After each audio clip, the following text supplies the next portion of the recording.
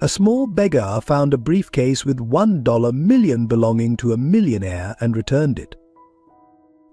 The harshest winter in 50 years gripped the city in its icy embrace, snow falling like frozen tears on the abandoned streets.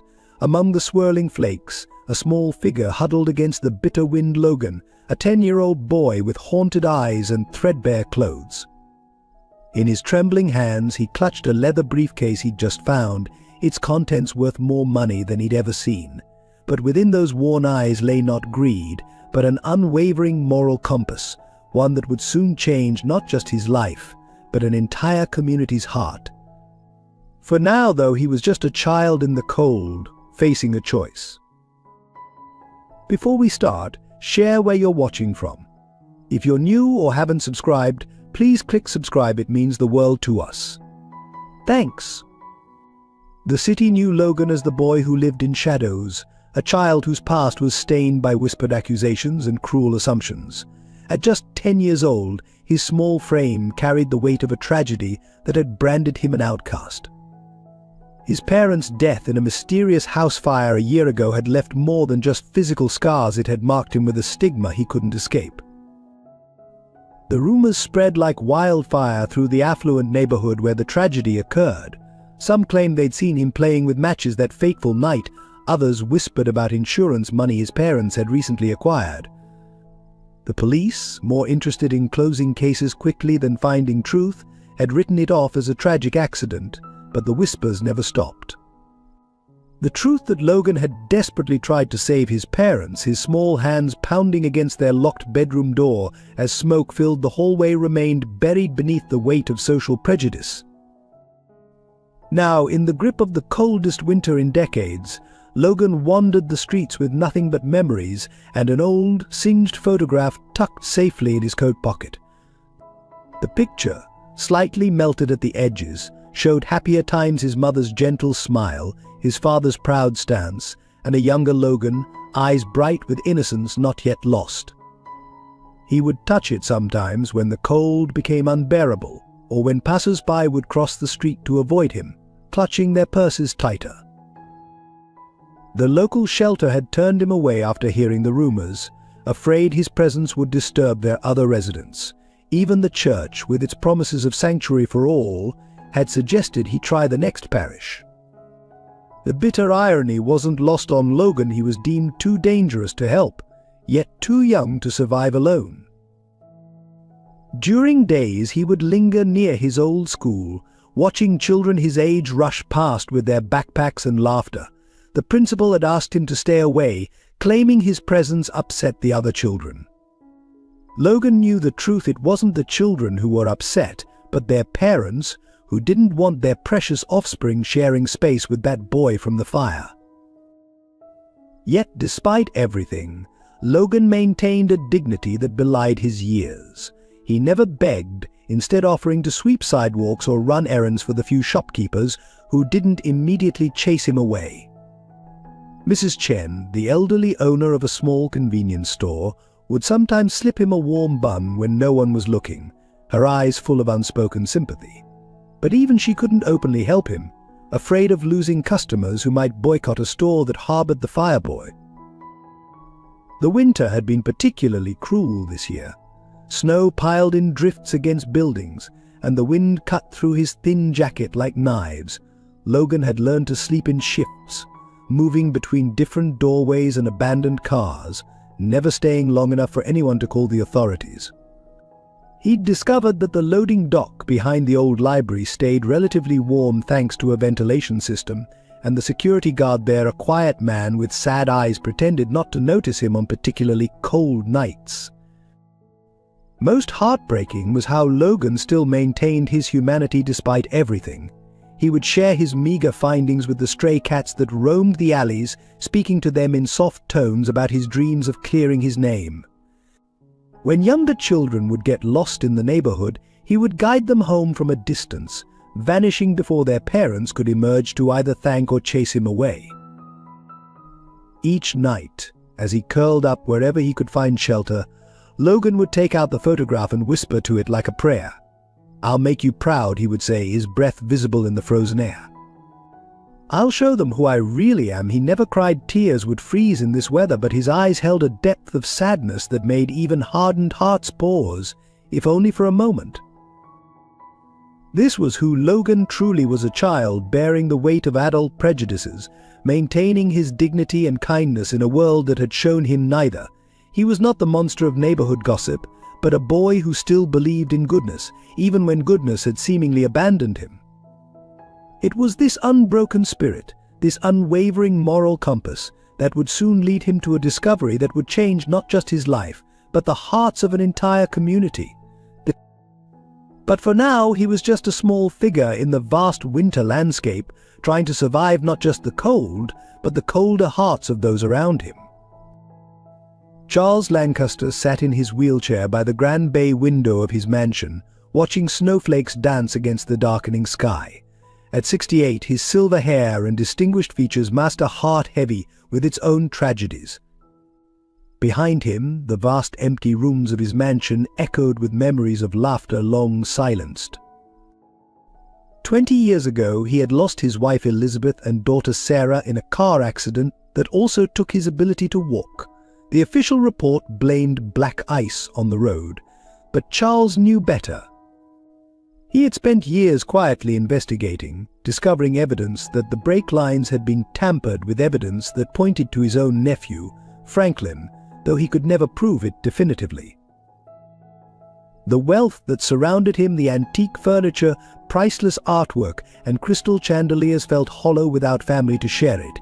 His business empire, built from nothing after growing up in poverty himself, now seemed meaningless. The irony wasn't lost on him. He had everything money could buy, yet nothing that truly mattered.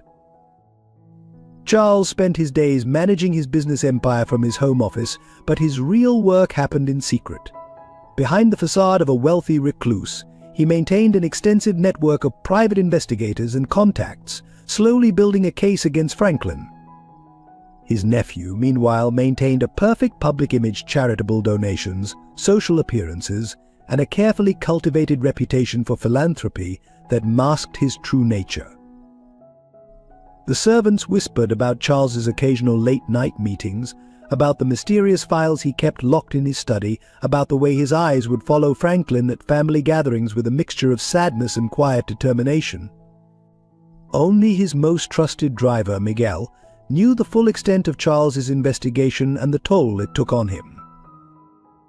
Sir Miguel had said one night, after driving Charles home from another disappointing meeting with a potential witness, "Perhaps it's time to let go," but Charles wouldn't let go. Not when he saw the same pattern emerging again: Franklin's growing interest in property development, mysterious accidents befalling those who stood in his way, and the same careful manipulation of public opinion. The winter views from his study window reminded Charles of Elizabeth. She had loved the snow, often saying it made the world look clean and new. Now, as he watched the flakes fall, he wondered what she would think of what their family had become. The photograph on his desk showed them in happier times: Elizabeth's radiant smile, Sarah's innocent laughter, and his own standing figure, before the accident took everything away. Despite his wealth, Charles lived simply. His one indulgence was his charitable work, though he kept it quiet. Anonymous donations to orphanages, scholarships for underprivileged children, support for families facing medical crises, all done without fanfare or recognition. He believed true charity needed no audience. His heart condition, worsening with age and stress, was a constant reminder of his mortality. The doctors had warned him to avoid stress, but how could he rest when he knew Franklin was still out there, potentially planning his next move? The medication bottles lined up on his nightstand told a story of a man fighting not just illness, but time itself. The servants noted how he would sometimes sit for hours in Sarah's old room, unchanged since the accident, looking through photo albums or simply sitting in silence.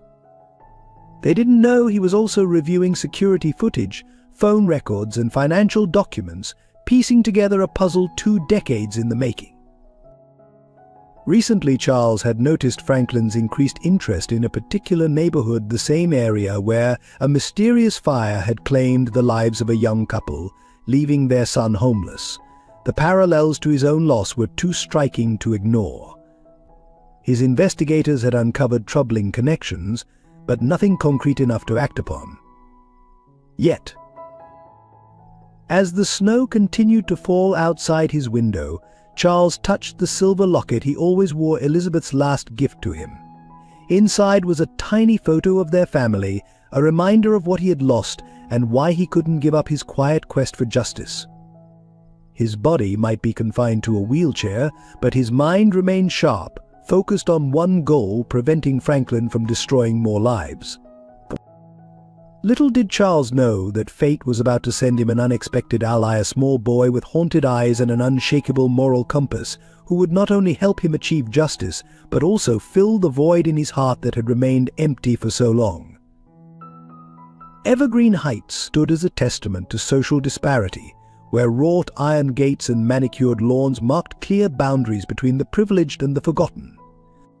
In winter, the contrast became even starker. Heated driveways kept snow at bay in front of million-dollar homes, while just blocks away, homeless individuals huddled in doorways, their breath forming crystals in the bitter air. The community's social hierarchy was as rigid as the ice that coated its streets. At the top sat families like the Lancasters, whose names graced hospital wings and university buildings. Among them, Hazel Thompson, president of the Neighborhood Association, wielded influence through carefully orchestrated charity galas and social events. Her daughter Zoe's birthday parties were legendary affairs, though the child herself often stood alone in crowds of purchased entertainment and imported decorations. Malcolm, Charles's head butler, embodied the complex social dynamics perfectly. Born into service, he navigated between worlds with practiced precision, commanding respect from other servants while maintaining careful deference to the elite. His perfectly pressed suits and impeccable manners masked a deep resentment of those who crossed social boundaries, particularly those who threatened the careful order he'd spent decades maintaining. The local shops along Mason Street told their own story of division. Premium boutiques and artisanal cafes occupied the North End, their windows displaying $1,000 handbags and exotic coffee beans. The South End, with its discount stores and pawn shops, served a different clientele entirely. Mrs. Chen's convenience store sat exactly between these worlds, quietly serving both populations while observing the daily dance of avoidance between them. Regular neighborhood watch meetings, held in the pristine community center, focused more on keeping undesirables out than actual safety concerns. Conversations about property values and school rankings thinly veiled deeper prejudices. But when children from the poorer districts occasionally wandered into the area, they were quickly escorted out by private security, their parents receiving stern warnings about trespassing. The local church, St. Michael's, reflected this division in its very architecture: a grand front entrance with marble steps for regular parishioners and a modest side door for those seeking assistance. Father Thomas struggled with this arrangement, but his attempts to integrate services were met with threats of reduced donations from wealthy patrons. During winter, the community's charity drove took on an almost theatrical quality. Expensive cars would pull up to donation centers, dropping off last season's designer coats with cameras flashing, while those who truly needed help were directed to facilities in more appropriate areas. The annual Winter Charity Ball, organized by Hazel, raised thousands for distant causes, while local needs went unaddressed. The Children's Park, centrally located but rarely used in winter, stood as a silent witness to the community's priorities. Its state-of-the-art equipment, funded by neighborhood association dues, remained largely untouched except during carefully scheduled playdates. Signs warning about unauthorized use kept away children from neighboring areas who might have actually enjoyed the space. Weather forecasts for this winter were particularly grim, the coldest in 5 decades. While wealthy residents discussed their upcoming ski vacations, social workers warned of insufficient shelter space for the homeless. The contrast was perhaps most visible at dawn, when luxury cars with heated seats passed by huddled figures in doorways, their drivers averting their eyes from uncomfortable realities. Even the local school system reflected these divisions. The private Evergreen Academy, with its ivy-covered walls and heated swimming pool, stood less than a mile from the underfunded public school where classrooms often went without proper heating. Children learned early about invisible but rigid boundaries, about who they could play with and who they should avoid. The community newsletter, edited by Hazel, painted a carefully curated picture of life in Evergreen Heights. Articles about garden competitions and renovation projects appeared alongside notices about maintaining community standards, coded language that everyone understood. The police blotter section invariably blamed outside elements for any disturbances, reinforcing the community's siege mentality. Yet beneath this carefully maintained facade, cracks were beginning to show. Young people like Zoe questioned their parents' prejudices. Some residents, like Mrs. Chen, quietly defied social norms through small acts of kindness. And Charles Lancaster, from his window high above it all, watched and waited, knowing that real change would require more than charity balls and social committees. Into this complex web of social dynamics and unspoken rules stumbled a small boy with a valuable briefcase, a catalyst that would soon force the community to confront its deepest prejudices and most closely held beliefs about who deserved compassion and who did not. The discovery came on the coldest morning of the year, when the thermometer outside Mrs. Chen's store read -15 degrees. Logan had been searching for shelter behind the Lancaster mansion, his fingers numb and his breath creating ice crystals on his worn scarf.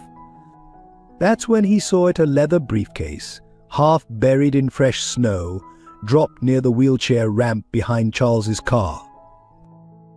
His first instinct was to walk away.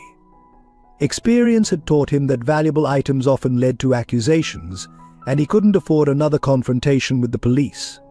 But something about the way the briefcase lay there like a test from fate itself made him pause. Through gaps in the partially opened zipper, he glimpsed stacks of $100 bills. Logan's hands trembled as he pulled the briefcase from the snow, not just from cold but from the weight of choice pressing down on him. The money inside could change everything: proper meals, warm clothes, maybe even a room somewhere. No more huddling in doorways, no more stomach-gnawing hunger. Just the smallest stack would feed him for months. Always be honest, even when no one's watching, his mother's voice echoed in his memory. The photograph in his pocket seemed heavier suddenly, as if his parents were watching this moment, this test of their teachings. Logan looked at his reflection in a frozen puddle, gaunt face, hollow eyes, clothes that hadn't been properly washed in weeks. Inside the briefcase, beyond the cash, he found documents with Charles Lancaster's name and a small silver pocket watch with an inscription to Charles, keeper of our family's heart. The personal nature of these items made the decision both harder and easier. This wasn't just money, it was someone's story, someone's trust. Snow began falling harder as Logan stood there, warfare raging in his young heart. A nearby church bell tolled noon, reminding him that the soup kitchen would be serving soon, perhaps his only meal today. The weight of the briefcase felt like the weight of his future, pulling him between survival and integrity. Through the mansion's windows, he could see warmth and luxury that seemed from another world, a world that had judged him, condemned him, pushed him to the margins. Why shouldn't he take what fate had literally dropped at his feet? No one would know. No one would blame a freezing, starving child for choosing survival. But Logan knew he would know. His parents had raised him with an unwavering moral compass, teaching him that character was who you were when no one was watching. Even now, homeless and hungry, those lessons ran deeper than his desperation. His decision made, Logan began walking toward the mansion's front entrance, each step feeling like lead. The briefcase seemed to grow heavier, as if testing his resolve. Ahead, he could see Malcolm through the window, arranging flowers in the foyer. The butler's known disdain for street urchins made Logan's approach even more daunting. Just then, a gust of wind nearly knocked him over, sending snowflakes swirling around him like tiny dancers. For a moment, Logan thought he felt his mother's hand on his shoulder, encouraging him forward. The cold bit through his thin jacket, but his grip on the briefcase remained firm. As he reached the front steps, Logan caught his reflection in the polished door, a small, bedraggled figure clutching something far too valuable for someone of his station. The contrast between his worn shoes and the marble steps beneath them couldn't have been starker. The security camera above swiveled to face him, its red light blinking like a judgmental eye. Logan knew this moment would either validate every cruel assumption about him or prove them all wrong. His stomach growled fiercely, reminding him of the choice he was making. Still, he raised his hand to the ornate brass knocker, understanding that this single action might change his life for better or worse. The sound echoed through the mansion like a declaration, announcing not just his presence but his choice between desperate survival and determined dignity. Behind him, the winter wind howled, as if nature itself was holding its breath to see what would happen next. Logan stood straight, clutching both the briefcase and his parents' photo, ready to face whatever came through that door. In this moment, he wasn't just returning money, he was proving that even a condemned, hungry child could choose right over easy. The door began to open, and with it, the next chapter of Logan's life was about to unfold. Malcolm opened the door, his face instantly contorting with disdain at the sight of Logan. The butler's eyes darted from the boy's frost-bitten face to the expensive briefcase in his trembling hands, and his expression shifted from contempt to suspicious alarm. "Where did you get that?" Malcolm demanded, reaching for the briefcase. "I should call the police immediately." "It belongs to Mr. Lancaster," Logan replied, his voice steady despite his shivering.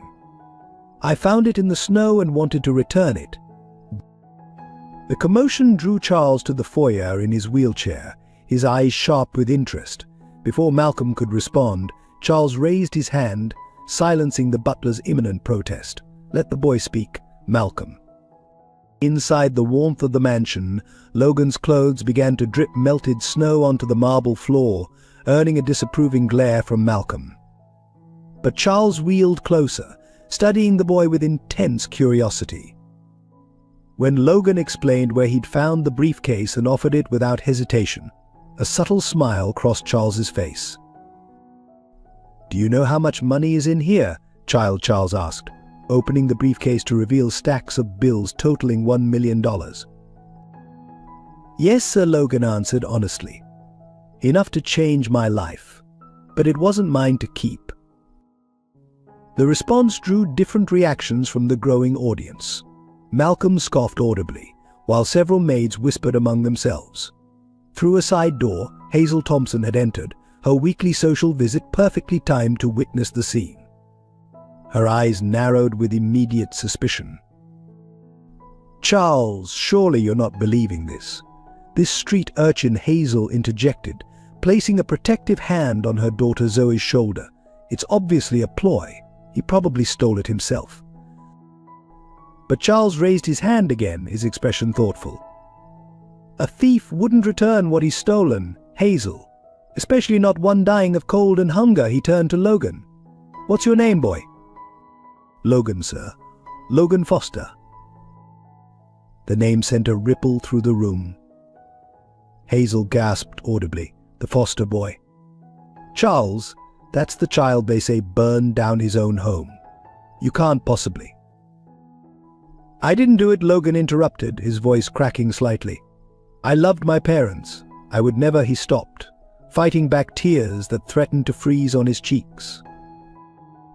Charles studied the boy more intently, noting how he stood straight despite his exhaustion, how he still held the briefcase out respectfully despite the accusations being hurled at him.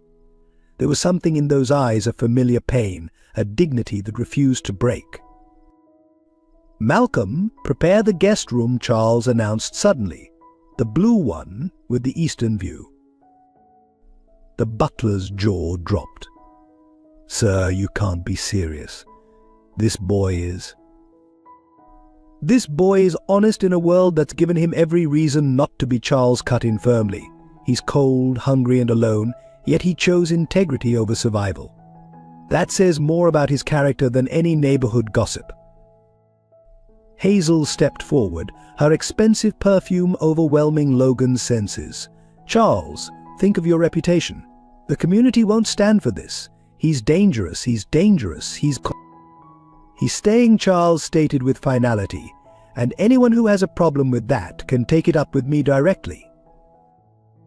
Logan stood frozen, unable to process this turn of events. The warmth of the mansion was making him dizzy after so long in the cold. Charles noticed the boy swaying slightly and quickly instructed a maid to bring hot soup and warm clothes. Malcolm, his face a mask of barely contained outrage, reluctantly moved to follow Charles's orders. As he passed Logan, he whispered, "This isn't over, boy. People like you don't belong here." But Logan hardly heard him. His eyes were fixed on Charles, who was smiling at him with unexpected kindness. For the first time since his parents' death, someone was looking at him like a child deserving of care, rather than a criminal deserving condemnation. Through it all, young Zoe watched with fascination, ignoring her mother's attempts to pull her away. Her eyes met Logan's briefly, and she offered a small, secret smile, the first friendly gesture he'd received in months. As the mansion's residents dispersed, their whispers echoing through the grand halls, Charles remained with Logan. "Come, my boy," he said gently. "Let's get you warm. We have much to discuss." Logan followed, still clutching his parents' photograph in his pocket. Behind him, the winter wind howled against the closing door, as if marking the boundary between his past life and whatever uncertainty lay ahead. The blue guest room was larger than any space Logan had ever called his own. As he stood in the doorway, wrapped in a borrowed robe that practically swallowed him, the enormity of the change overwhelmed him. A four-poster bed with silk sheets, heavy curtains that actually kept out the cold, and a bathroom with hot running water luxuries that seemed almost unreal after months on the street. "The clothes might be a bit large," said Martha, the elderly head housekeeper, placing a stack of clean garments on the bed. Unlike Malcolm's open hostility, her attitude was one of cautious kindness. "They belonged to Master Franklin's son before he went to boarding school," she paused, studying Logan's thin frame.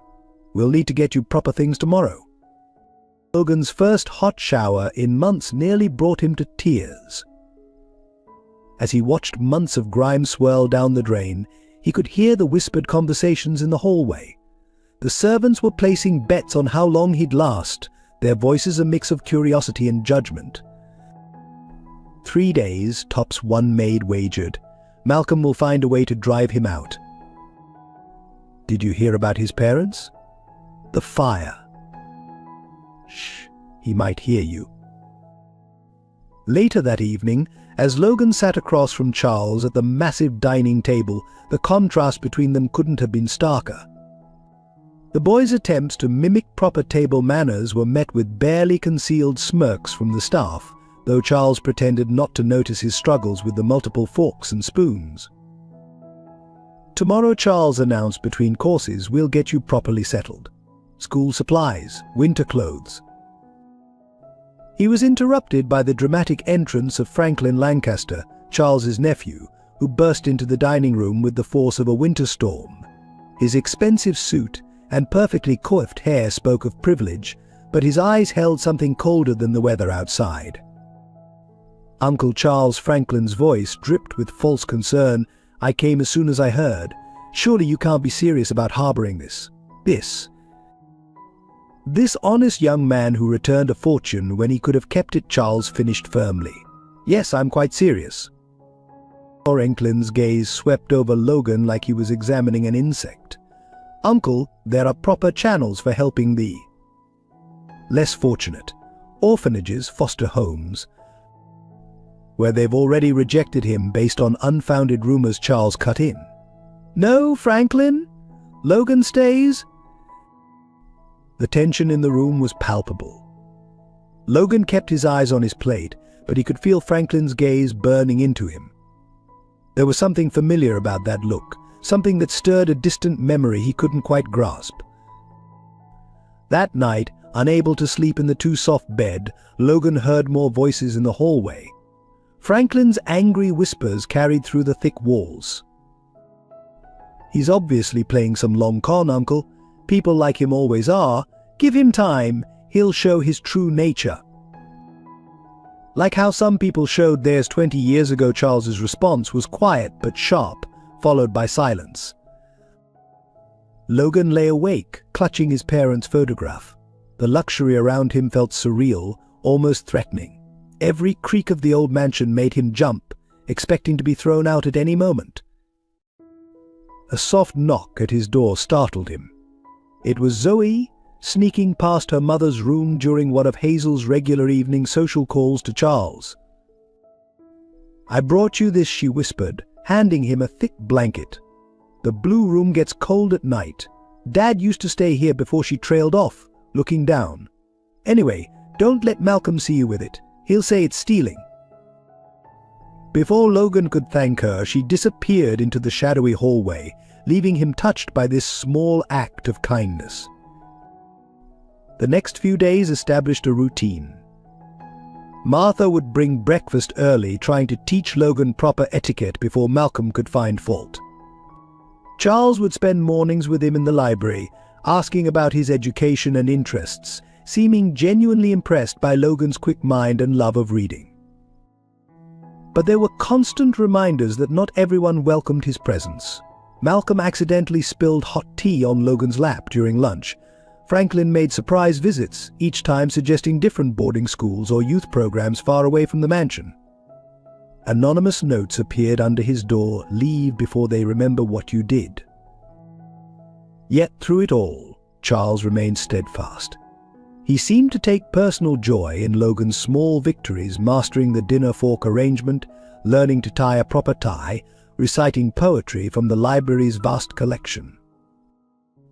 "You remind me of someone," Charles said one evening watching Logan read by the fireplace, "someone who also refused to let the world's cruelty change their heart." Logan looked up, about to ask who, but the sadness in Charles's eyes made him stay silent.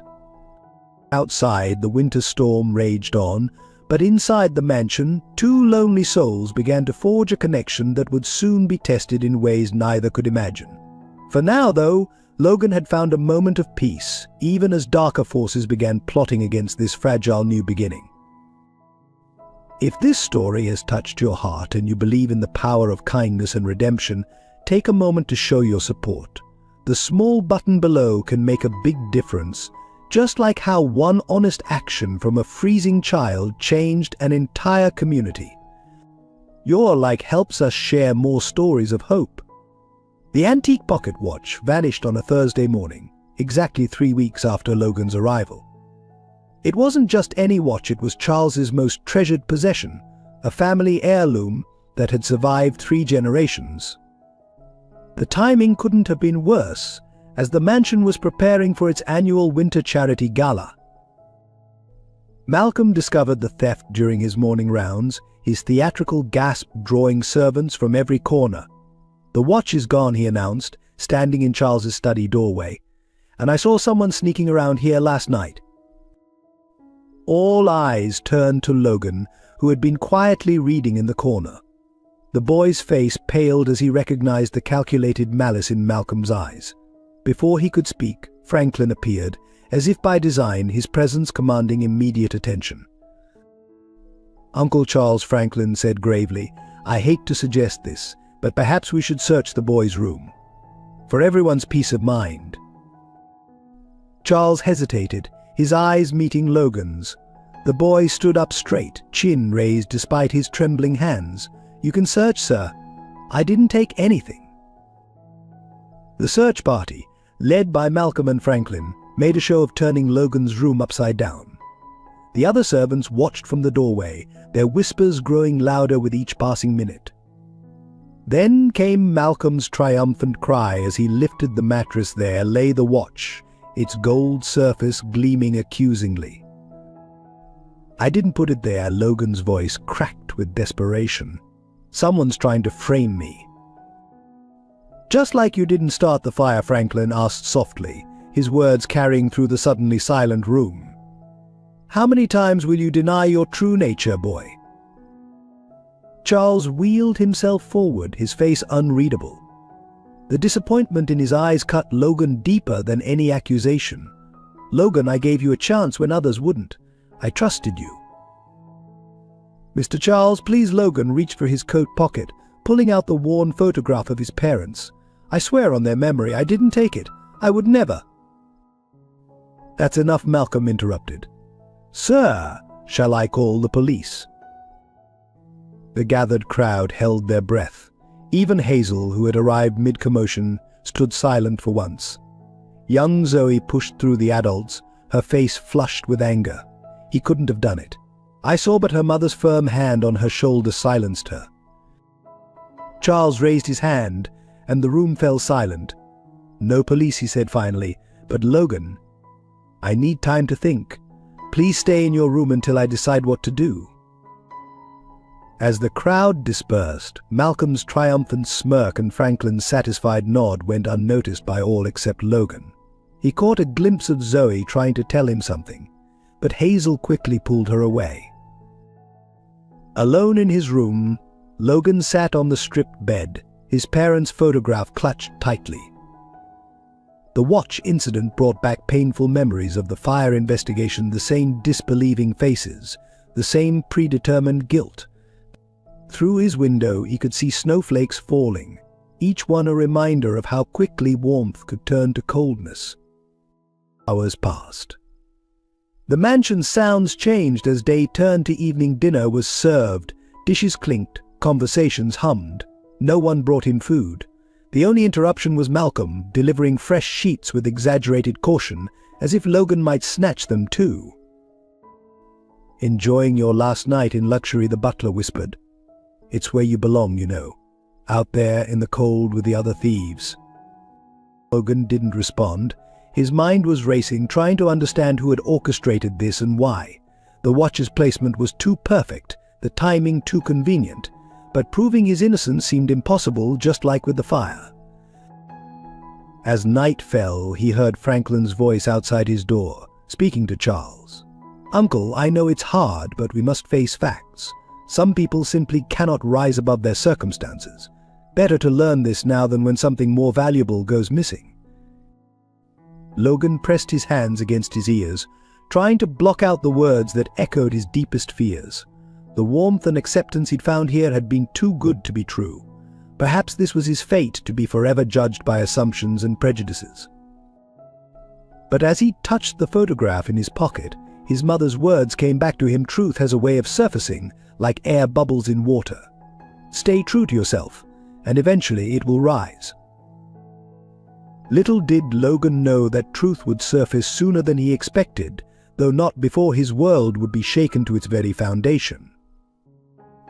That night, as the mansion settled into uneasy silence, a soft tapping at Logan's window startled him awake. There stood Zoe, perched precariously on a snow-covered ledge, her breath fogging the glass. Her determination to reach his third-floor room spoke volumes about her character. "I saw them," she whispered urgently after Logan helped her inside.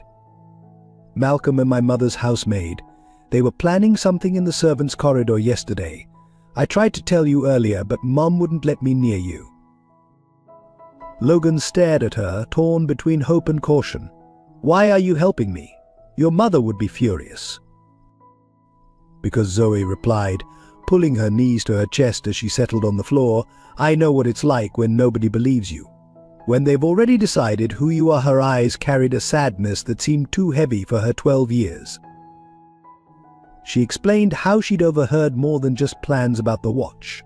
Franklin had been meeting secretly with her mother, discussing property developments and old land deeds. Something about Logan's presence threatening their plans. "But that's not why I'm really helping," Zoe continued, her voice dropping lower. "The night of the fire. I was there, in our garden. I saw someone leaving your house, but Mom made me promise never to tell. She said it would complicate things." Logan's heart nearly stopped. "Who? Did you see their face?" Before Zoe could answer, footsteps echoed in the hallway. She quickly slipped behind the heavy curtains as Malcolm's shadow passed beneath the door. Both children held their breath until the footsteps faded. "I have to go," Zoe whispered. "But I'll help prove your innocence. We just need evidence." Over the next few days, while Logan remained confined to his room, Zoe became his secret ally. She would leave notes hidden in library books that Martha would bring him, sharing snippets of conversations she'd overheard. She snuck him extra food when Malcolm deliberately forgot his meals. Their friendship grew stronger through these secret exchanges. Zoe confided how lonely she felt. Despite her privileged life, her mother's constant social obligations leaving her essentially alone. Logan shared stories of his parents, the happy memories he clung to despite everyone trying to taint them. "Sometimes I dream about the fire," he admitted one night during another secret visit. "I keep trying to reach their door, but the handle gets further away. I hear them calling, but..." Zoe reached out and squeezed his hand. "We'll find the truth. I promise." Their alliance didn't go unnoticed. Hazel began restricting Zoe's movements, scheduling extra tutoring sessions and supervised activities, but Zoe proved remarkably resourceful, creating elaborate excuses to visit the mansion with her mother. One afternoon, she managed to slip Logan a small notebook. "I've been keeping track of when Franklin visits and what I overhear. Something big is happening soon. They keep talking about papers Charles needs to sign." The risk Zoe took in helping him wasn't lost on Logan. Why risk getting in trouble? Your mother would never forgive you. Zoe's answer came with surprising maturity, because sometimes doing what's right means going against what's easy. "You taught me that when you returned the briefcase." Their friendship became a bright spot in Logan's darkest hours. When doubts crept in, when the weight of accusations became too heavy, Zoe's unwavering belief in his innocence gave him strength. She saw him not as the fireboy or the street urchin, but simply as Logan, someone worthy of trust and friendship. One evening, as snow fell heavily outside, Zoe brought him news that made his blood run cold. "They're planning something for the charity gala. I heard Franklin say it's time to resolve the Charles situation, Logan. I'm scared for him." Their eyes met in the dim light, both understanding the gravity of the situation. They were no longer just two kids fighting against unfair accusations. They were possibly the only ones who could prevent something terrible from happening. "We need to warn him," Logan whispered. "They'll never believe," just as Zoe replied. "We need proof." As they sat there, plotting in whispers, their unlikely friendship represented everything the adults around them fought against: the breaking down of social barriers, the triumph of truth over prejudice, the simple power of believing in someone when the whole world doubted them. In the library, Charles sat alone in his wheelchair, staring at the recovered pocket watch. Something about the whole situation didn't sit right with him. 20 years of investigating Franklin had taught him to recognize the signs of manipulation, and this incident carried his nephew's signature too perfectly. A soft knock interrupted his thoughts. Martha entered, carrying evening tea, so she hesitated, then continued, "Might I speak freely about the boy?" Charles nodded, noting the unusual concern in his longtime housekeeper's face. "Last night I saw something peculiar." Mr. Franklin and Malcolm in the service corridor, laughing. Malcolm said something about the watch working better than expected. "I wouldn't normally speak ill, but..." Charles's eyes narrowed. "Thank you, Martha. Please send Logan to me." When Logan entered, his usual confident posture was gone, replaced by the defensive slouch of someone expecting another blow.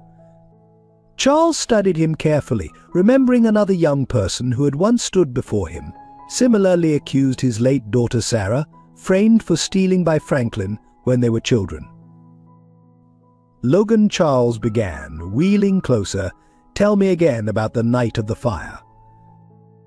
The question caught Logan off guard. "Sir." "Not what others say happened. Tell me what you remember." Logan's voice trembled as he recounted that terrible night. "I smelled smoke first, tried to reach their room, but the door was locked from outside. I heard voices downstairs, unfamiliar ones. Then someone pushed me out a window. I saw. I saw a man in an expensive coat running through our garden. Charles's grip tightened on his armrests. An expensive coat, like the one Franklin always wears. Logan's eyes widened with sudden recognition. You know something? I know my nephew, Charles replied grimly, and I know how he operates. The watch incident, it's too perfect, too convenient. Just like he paused, pain flickering across his face, just like when my wife and daughter died. The revelation hung in the air between them. Logan felt his heart racing as Charles continued, 20 years ago, my family died in what everyone called an accident. Black ice, they said.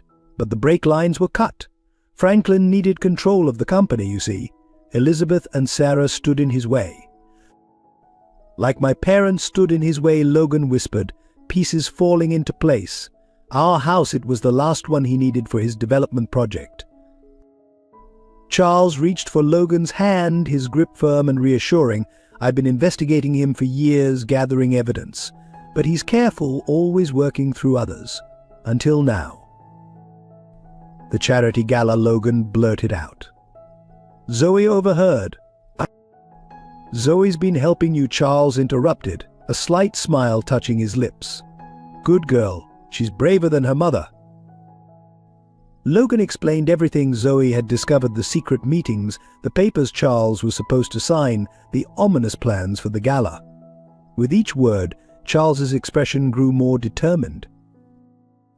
Listen carefully. Charles leaned forward, his voice dropping to a whisper.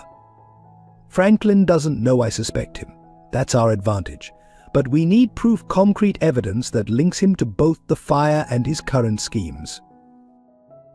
You believe me? Logan's voice cracked with emotion. I believed in you the moment you returned that briefcase, Charles replied. A child who chooses honesty over survival, who maintains dignity despite cruelty. The child deserves trust. But more than that, I recognize in you the same strength I saw in my Sarah. Tears welled in Logan's eyes as Charles continued, we'll need to be careful. Franklin's desperate now. The development project's deadline is approaching, and my refusal to sell certain properties has him cornered. You and Zoe will be my eyes and ears. But Malcolm will continue thinking he's won. Sometimes Logan, appearing defeated, is the best way to fight back. Charles's eyes twinkled with renewed purpose.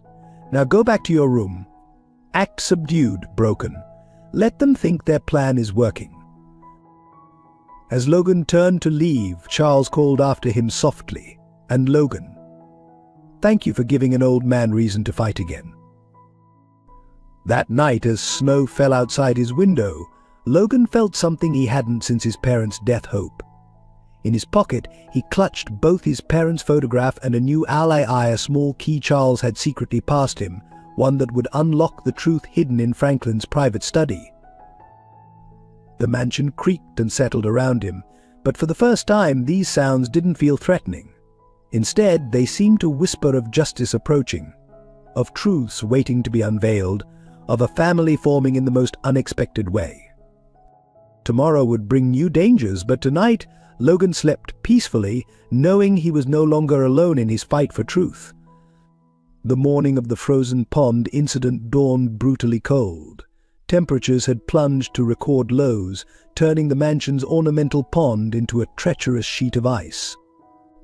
Warning signs had been posted, but Zoe, in her determination to gather evidence about Franklin, ventured too close to the pond's edge while following her mother to a secret meeting. The ice cracked with a sound like a gunshot. Logan, who had been watching from his window, saw Zoe disappear through the surface. Without hesitation, he bolted from his room, ignoring Malcolm's shouts to stop. The bitter cold hit him like a physical blow as he ran outside, but he didn't slow down. Hazel's screams pierced the air, my baby. Someone help her, but the gathered crowd, including Malcolm and several servants, stood frozen in horror. The ice was too thin to support an adult's weight. Logan didn't hesitate. He dropped to his stomach and began sliding across the ice, distributing his weight as his father had once taught him during happier winters. The freezing surface burned through his thin clothes, but he kept moving toward the broken edge where Zoe had disappeared. "Get back, you fool," Franklin's voice carried across the pond. "You'll kill yourself too." But Logan had already reached the hole. Taking a deep breath, he plunged his arms into the frigid water. The cold was like thousands of knives stabbing his skin. He couldn't feel his fingers, but he kept reaching, searching. Then contact. Zoe's coat. Logan pulled with all his strength, but the waterlogged weight was too much. His body screamed for warmth, for air, for relief from the crushing cold. Black spots danced in his vision. "I won't let go," he whispered through chattering teeth. "I won't lose anyone else." With one final surge of desperate strength, he managed to pull Zoe's head above water. Her lips were blue, her eyes closed. The ice around them creaked ominously. "Hold on," Charles's voice cut through the chaos. He had ordered the gardeners to bring rope, creating a human chain to reach them. But Logan knew they wouldn't make it in time. The ice was splintering beneath them. Making a split-second decision, Logan wrapped his arms around Zoe and rolled them both away from the weakening edge, using his body to protect her from the rough ice. Each roll sent daggers of pain through his frozen limbs, but he kept going until they reached thicker ice. Hands reached for them, pulling them to safety. Logan's consciousness was fading, but he refused to let go of Zoe until he heard her cough, expelling water. "She's breathing," someone shouted. Through blurry vision, Logan saw Hazel collapse beside her daughter, sobbing. The next few minutes were chaos. Blankets appeared, wrapping around their shivering bodies. Charles ordered both children brought inside immediately. But as servants carried them in, Logan caught a glimpse of Franklin's face, a mixture of frustration and calculated concern that seemed oddly out of place. "Get them to the fire," Charles commanded, taking charge. "Martha, bring hot tea and call the doctor." In the warmth of the library, as feeling painfully returned to his frozen limbs, Logan heard scattered conversations around him. "Did you see how he didn't even think twice? Just like that, straight into danger. Maybe we were wrong about him? On the fire? Could we have been mistaken?" Hazel, still holding Zoe close, looked at Logan with tears in her eyes. "You saved her," she whispered. "After everything I said about you, everything I believed, you saved my daughter." Zoe, though still shivering, managed to speak. "He's not who you thought. Mother, he never was." The gathered crowd shifted uncomfortably, years of prejudice warring with the undeniable evidence of Logan's character they had just witnessed. Even Malcolm seemed unsure, his usual disdain cracking slightly. Charles watched it all with knowing eyes. Sometimes, he announced to the room, it takes a moment of crisis to reveal a person's true nature. Logan didn't stop to think about who believed in him or who doubted him. He simply acted to save a life. Franklin, standing in the doorway, interjected smoothly. "Yes, very heroic. But shouldn't we focus on getting the children proper medical attention rather than turning this into a moral lesson?" But the damage to Franklin's carefully constructed narrative was done. The community's perception had shifted, if only slightly. As Logan finally gave in to exhaustion, he heard Charles addressing the crowd. "Look at these two children, one from privilege, one from hardship, both showing us what really matters. While we adults played our social games, they showed us true courage and friendship." Logan's last conscious thought was of his parents' photograph still in his frozen coat pocket.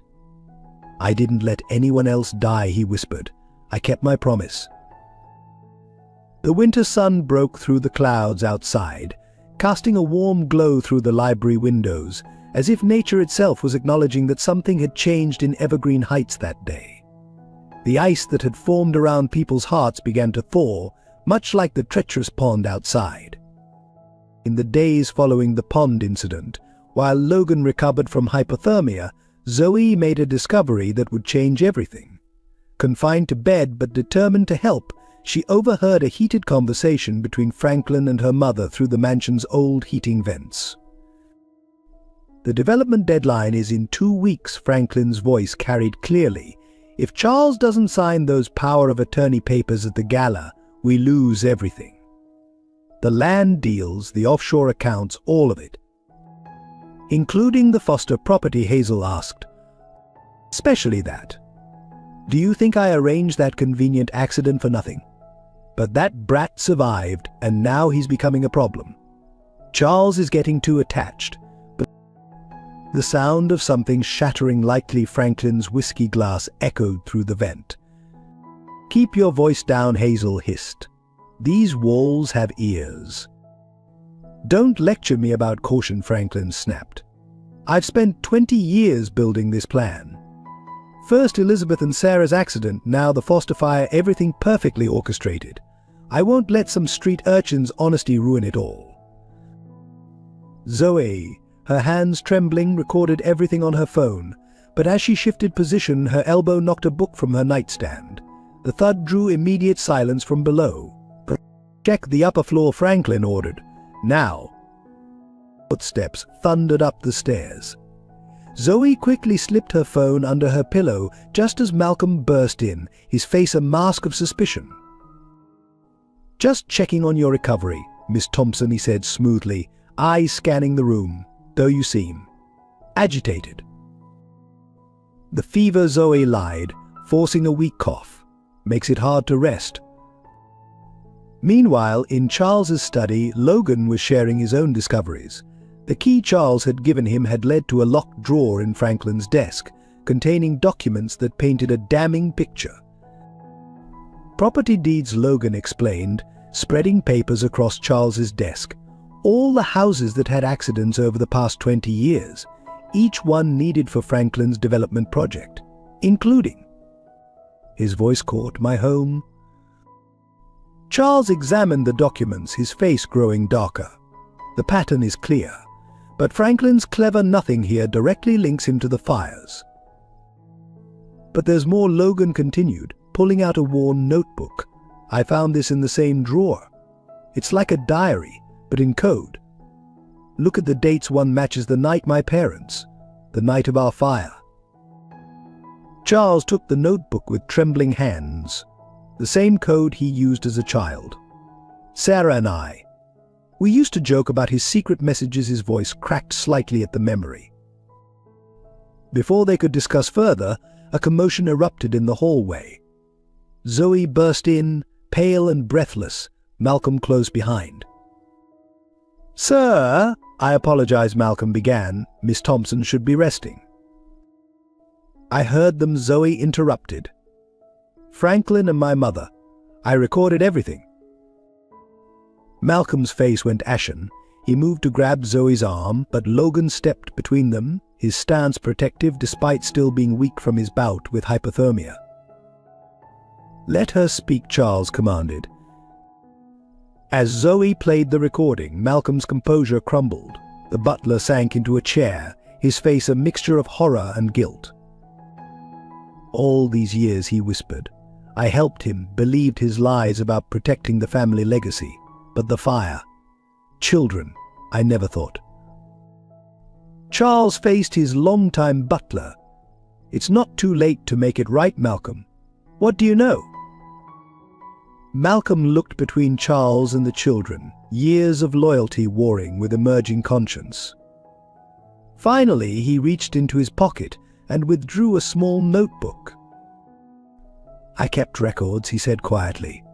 "Times, dates, conversations, insurance payments. I thought I was protecting the family's interests. But after seeing Master Logan risk his life for Miss Zoe." He placed the notebook on Charles's desk. "Everything's here." The room fell silent as Charles examined Malcolm's meticulous notes. Outside, snow began falling again, as if nature was trying to blanket the ugly truths being uncovered. "The gala," Logan said suddenly. "Franklin's planning something for the gala. That's when he wants you to sign the papers." Not just papers, Malcolm added, his voice steadying with resolve. He has other plans. More permanent solutions, he called them. Your heart condition, sir. He has someone who can make it look natural. Charles's hands gripped his wheelchair arms. So that's his endgame. Remove me, blame the shock on Logan's presence, and take control of everything. We have to stop him, Zoe exclaimed. We will, Charles replied, his voice hard with determination. But we must be careful. Franklin's desperate now, and desperate men are dangerous. Logan touched his coat pocket, feeling his parents' photograph. Like the night of the fire, he said quietly. He was desperate then too. Malcolm stood, straightening his uniform. Sir, with your permission, I'd like to continue playing my role. Let Franklin think I'm still his ally. It might give us an advantage. Charles nodded. Agreed, but no one else can know what we've discovered. Not yet. The gala is in 3 days. Until then, we act normal. As they formulated their plan, none of them noticed the shadow that briefly darkened the study's doorway or heard the soft footsteps retreating down the hallway. In his room, Franklin opened his safe and removed a small vial, smiling coldly. So, dear uncle, you want to play detective? Let's see how well you investigate from a hospital bed. The 3 days leading up to the gala became a dangerous dance of pretense. The mansion buzzed with preparations, but beneath the festive surface, a deadly game was unfolding. Every cup of tea could be poisoned. Every casual conversation could be a trap. Franklin increased his presence at the mansion, playing the role of concerned nephew perfectly. Uncle Charles, he'd say loudly for all to hear, you're looking tired. Perhaps we should postpone the gala. His solicitous tone masked the threat in his eyes. Logan and Zoe developed a silent communication system, exchanging information through borrowed library books and coded messages left in plain sight. They noticed Franklin watching them constantly, his pleasant smile never reaching his cold eyes. Even their friendship had become a weapon in this silent war. Anytime they were seen together, Hazel would create a scene about proper associations. The boy may have saved my daughter, she'd announced to anyone within earshot, but that doesn't change who he is. Some boundaries shouldn't be crossed. The pressure began showing on everyone. Malcolm's hands trembled slightly when serving tea, knowing each cup could be the one Franklin had tampered with.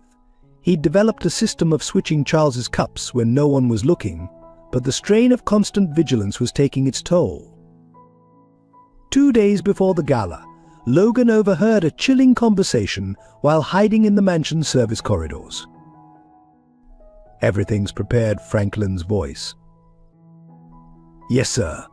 The doctor's been paid. He'll certify it as natural causes, an unfamiliar voice. And the boy. An unfortunate accident during the confusion. Grief-stricken, he'll run away. No one will look too hard. Logan's blood ran cold, but he forced himself to remain still, gathering every detail. When he reported back to Charles, the old man's face grew grave. They're moving faster than we expected, Charles said, carefully placing his untouched tea aside. Malcolm reported Franklin making late-night calls to my cardiologist. They're building a medical narrative to support whatever they're planning. That evening, during dinner, Franklin staged his first test. He proposed a toast to Charles, watching intently as everyone raised their glasses. Logan noticed Zoe's slight head shake. She'd seen something added to Charles's wine. Charles, understanding the warning, pretended to drink while actually letting the liquid fall into his napkin. The tension peaked the night before the gala. Logan woke to the sound of breaking glass, followed by muffled voices. Creeping to his door, he heard Malcolm confronting someone in the hallway. Mr. Franklin, this goes too far. Malcolm's usually composed voice shook.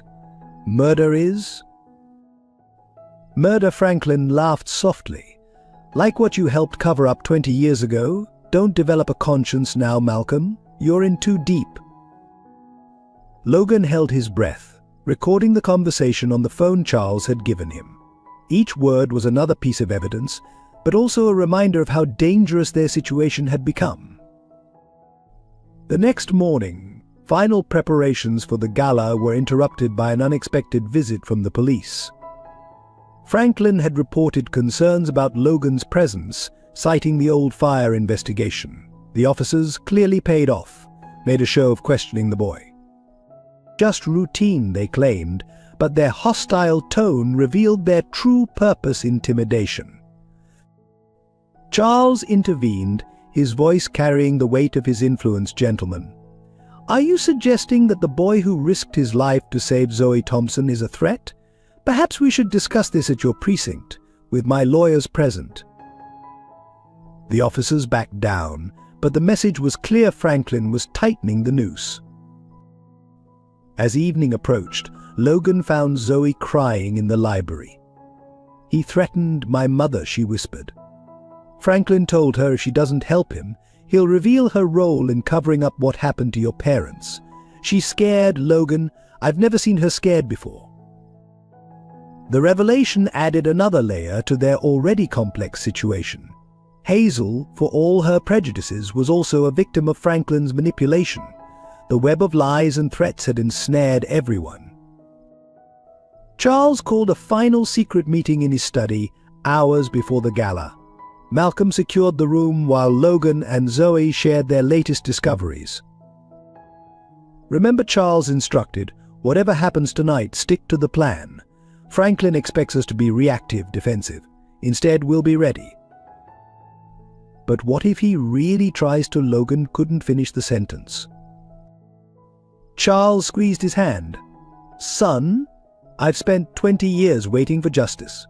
Whether I survive tonight or not, the truth will come out. You and Zoe have made sure of that."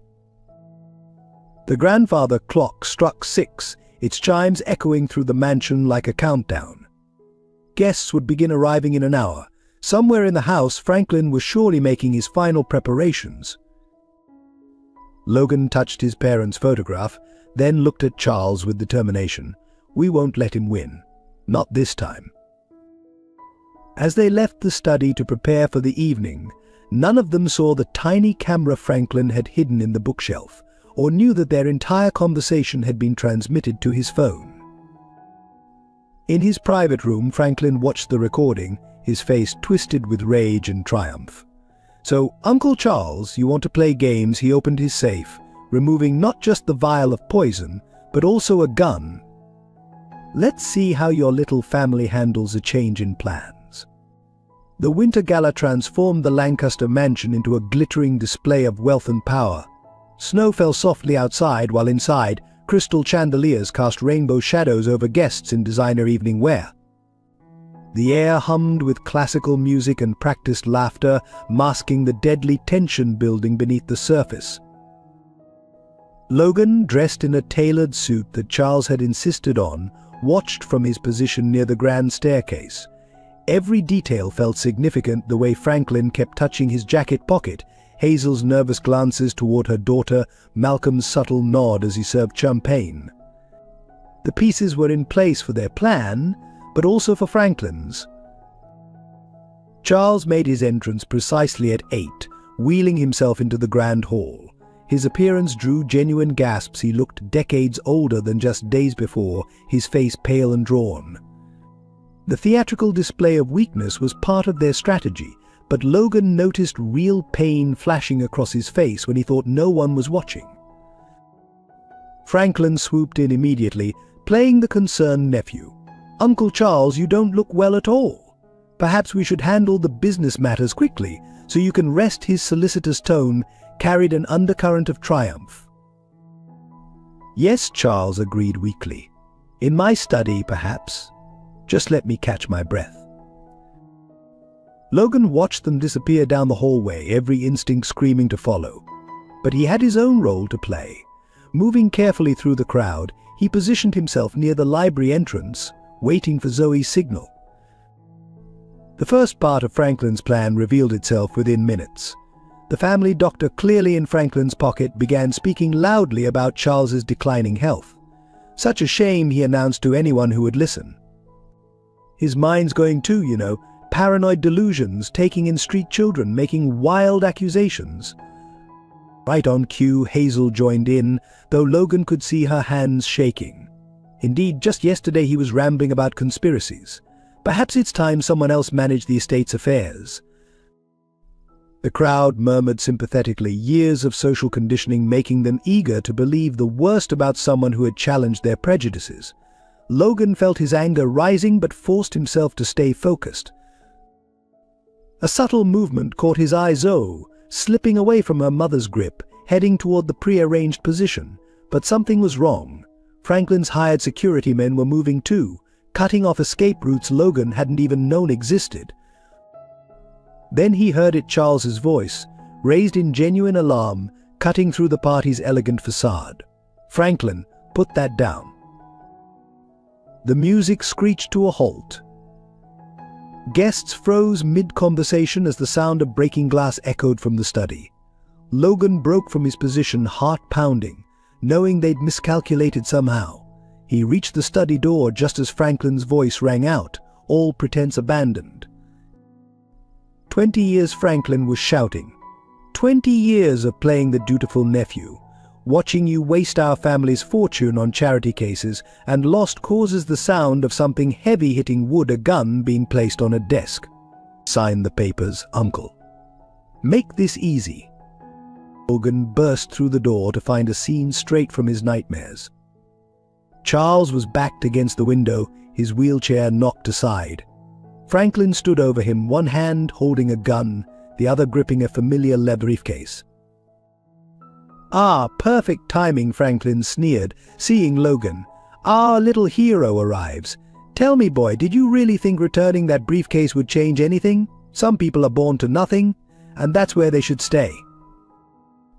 "Like my parents stayed in our burning house," Logan's voice shook with rage, "while you watched from our garden." Franklin's laugh was cold. "Clever child. But you have no proof. No one will believe." "We believe him." Zoe's voice came from the doorway. She stood there, phone raised, live streaming everything to the screens in the main hall. Behind her, dozens of guests crowded the corridor, witnessing Franklin's true nature. But Franklin's smile didn't fade. If anything, it grew colder. "You think this changes anything? I've spent 20 years building this moment. Every detail planned, every contingency covered." He reached into the briefcase, pulling out a stack of papers, including this evidence that our young hero here actually did start the fire that killed his parents, all properly backdated and witnessed. Charles struggled to rise, his face contorted with pain that was no longer just for show. "Franklin, stop this madness." "Madness," Franklin's voice rose hysterically. "Madness is watching you throw away everything our family built. Elizabeth and Sarah understood that, or they would have if they'd lived. The foster boy's parents understood too in their final moments." The confession hung in the air like smoke. In the doorway, Malcolm stepped forward, his own phone recording. "Mr. Franklin, you should know I've been recording everything. Not just tonight, but for years. Every conversation, every threat, every detail of what really happened to Mrs. Elizabeth and Miss Sarah." Franklin's composure cracked. The gun swung wildly between targets. "Charles, Logan, Malcolm, Zoe, you're lying. You've always been loyal to me."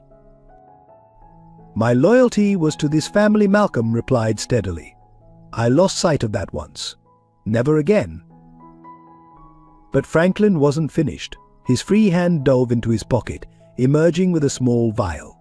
"You think recordings will matter when you're all dead? A tragic murder-suicide, the disturbed boy, the failing uncle, all those unresolved issues." Logan saw him moving before anyone else, saw his finger tightening on the trigger. Without thinking, he launched himself forward, just as his father had once launched toward a burning door. The gun roared, crystal glasses shattered, and someone screamed. In the chaos that followed, no one noticed the small photograph that fell from Logan's pocket, landing face up on the Persian carpet, a family's last happy moment, preserved in time, waiting to bear witness to justice. The hospital corridor's fluorescent lights cast harsh shadows over the gathered crowd. Blood stained Logan's suit jacket where the bullet had grazed his shoulder, but he refused to leave Charles's side. The elderly man lay unconscious in the emergency room, doctors working frantically after his collapse during the confrontation. BP dropping a nurse called out, "Doctor, he's not stabilizing." Logan pressed his face against the observation window, his breath fogging the glass. Behind him, Zoe gripped his uninjured arm, both children watching as machines beeped ominously and medical staff rushed around Charles's still form. "He has to make it," Logan whispered. "He has to know we got the proof." The police had taken Franklin away in handcuffs, his final desperate act thwarted when Malcolm knocked the poison vial from his hand. But the stress had triggered something in Charles's heart, a massive cardiac event that threatened to accomplish what Franklin's schemes could not. Hazel paced the waiting room, her carefully maintained facade crumbling. "This is my fault too," she kept muttering. I knew, and I said nothing. All these years." Malcolm stood guard at the door, his butler's posture unchanged despite everything. His phone contained the evidence that would bury Franklin forever, but right now none of that mattered. The man he'd served for decades, whom he'd finally chosen to protect, was fighting for his life. A doctor emerged, his face grave. "The next few hours are critical. The damage to his heart is severe, if he makes it through the night." When Logan interrupted firmly, "When he makes it through the night?" The doctor's expression softened, looking at the boy. "He's asking for you." Inside the room, Charles looked small against the white hospital sheets. Tubes and wires connected him to softly beeping machines. His eyes fluttered open as Logan approached. "Did we get him?" Charles whispered. Logan nodded, fighting back tears. "Everything's recorded. Malcolm's talking to the police now. Franklin confessed to everything, my parents, your family." Charles managed a weak smile. Then it was worth it. All of it, his hand trembled as he reached for Logan's. "I need you to know. The adoption papers, they're in my desk." "No," Logan cut him off, gripping Charles's hand tighter. "You can tell me about them tomorrow, and the next day. You're not going anywhere." The monitors suddenly erupted in alarm. Charles's hand went slack as his eyes rolled back. Medical staff rushed in, pushing Logan aside. "Code blue," someone shouted. "Starting compressions." Logan found himself in the hallway, watching through the window as they fought to restart Charles's heart. Zoe appeared beside him, slipping her hand into his. Clear, the doctor's voice was muffled through the glass. Charles's body jerked with the defibrillator's shock. No response. Again. Clear. Logan pressed his parents' photograph against the window, as if they could somehow help. "Please," he whispered. "I can't lose another family." "Not again." More doctors rushed in. Words like critical and failing filtered through the door. Logan felt his world narrowing to the rhythmic sound of compressions and the flat tone of the heart monitor. Suddenly, Malcolm's voice cut through the chaos. "Let me through. I have his medical records. There's something you need to see." The butler pushed past security, clutching a file, his medication. Franklin was having it replaced. The doctor was in on its slow-acting poison designed to mimic heart failure. Everything shifted into high gear. New medications were rushed in. The antidote, Malcolm explained, had been part of Franklin's plan. He'd intended to save Charles at the last minute, proving his devotion while taking control. Minutes stretched like hours. Logan didn't move from the window, his forehead pressed against the cool glass. Around him, he was vaguely aware of more people arriving, police taking statements, reporters trying to get in, society figures drawn by the scandal.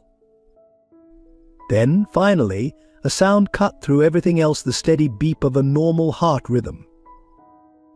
"He's stabilizing," the doctor announced, relief evident in his voice. "The antidote's working." Logan's knees gave out. Zoe caught him before he could fall, and for the first time since his parents' death, he let himself cry not from sadness or fear, but from pure relief.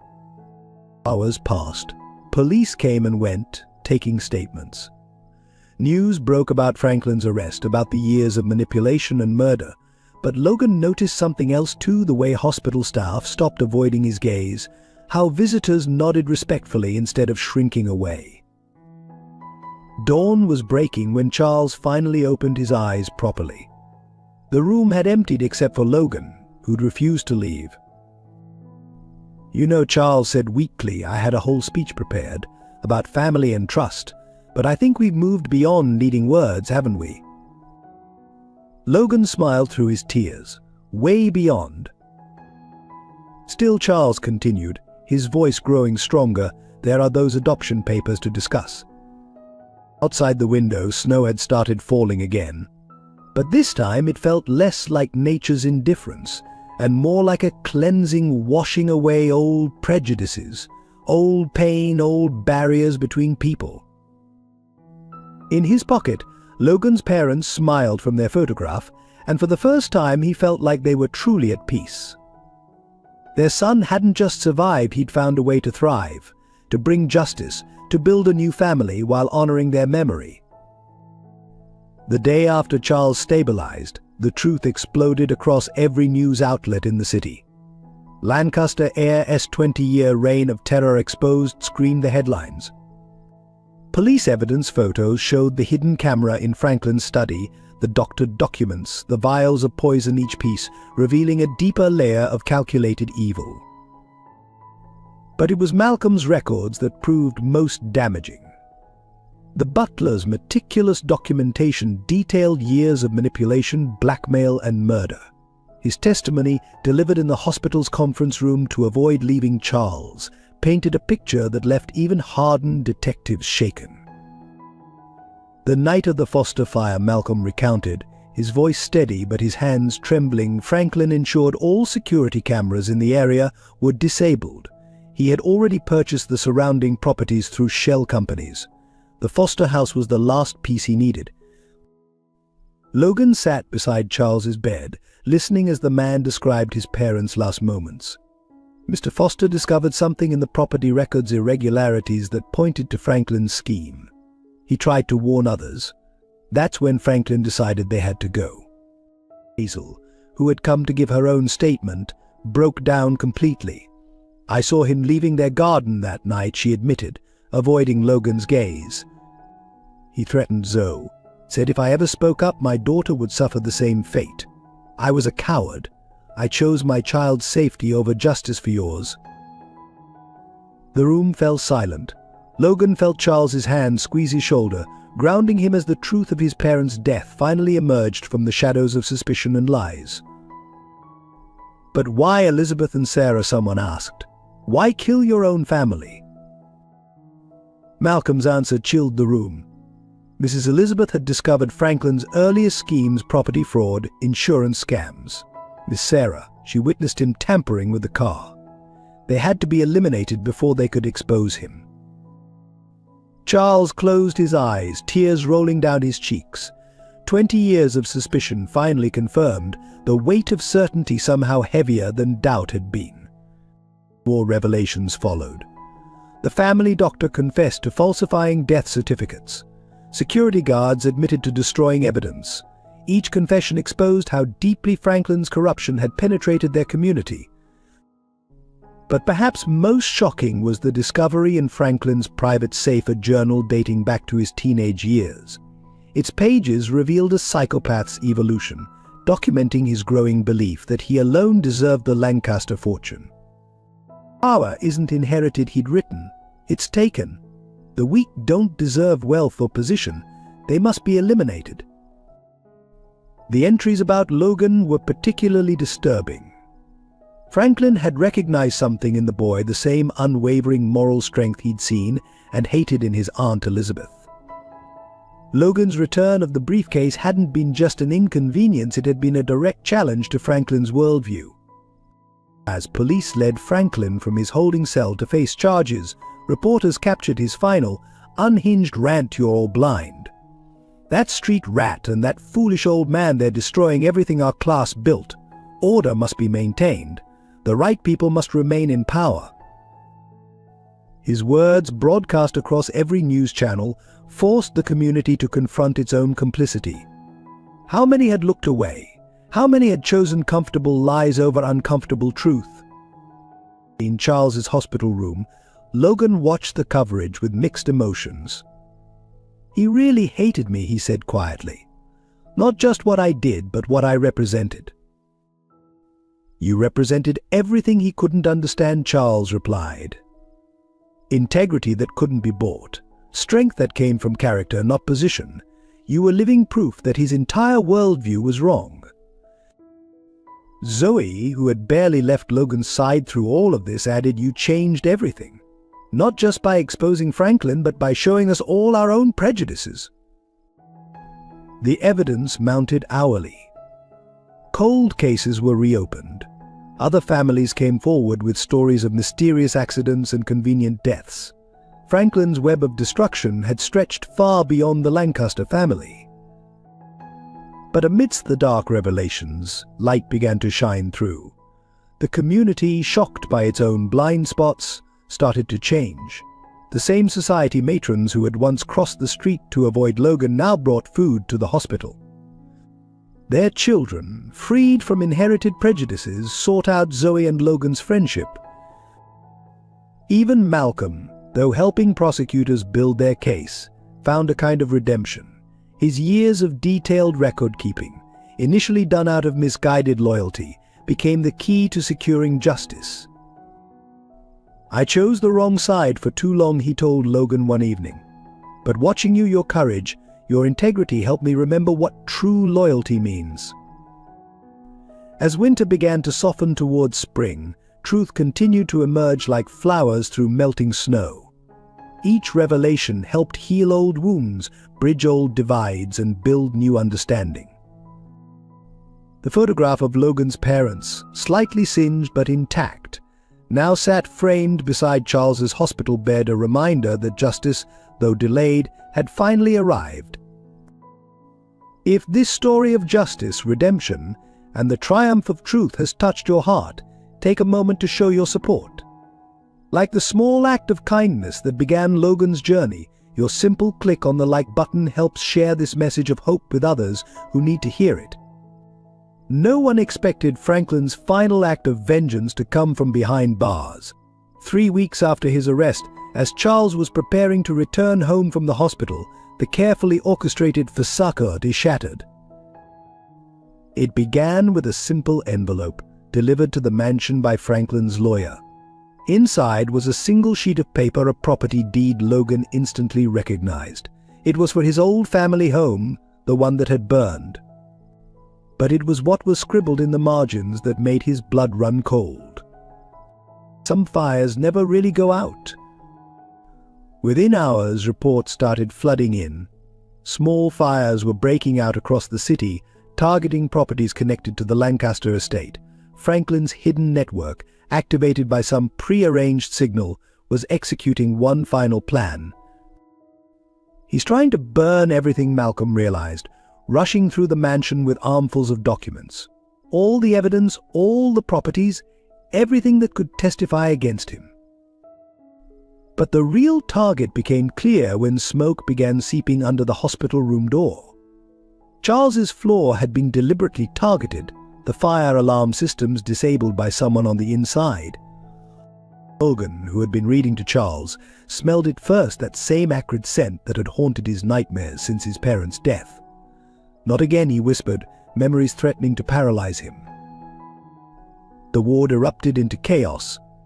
As smoke filled the corridors, staff scrambled to evacuate patients, but Charles's room was at the end of the hall, and the flames were spreading fast, cutting off their primary escape route. Malcolm, who had been delivering evening tea, took charge. "The service elevator," he said, urgency breaking through his usual composure. "If we can reach it." But as they tried to move Charles's bed, a burning beam crashed down in the corridor, blocking their path. The smoke was getting thicker, making it harder to breathe, harder to think. Logan felt the same paralyzing fear that had gripped him the night his parents died, but this time was different. This time he wasn't a helpless child. The window washing platform, he coughed out. I saw it earlier today. If we can reach it. Malcolm nodded grimly. It's our only chance. But someone will have to climb out first, secure the platform. I'll go, Logan said, already moving toward the window. The icy winter air hit him as he pushed it open, carrying with it memories of another winter night, another impossible choice. Logan, no, Charles reached for him. I can't lose you too. But Logan was already on the ledge, inching his way toward the platform controls. Behind him, he could hear the fire growing hungrier, greedier.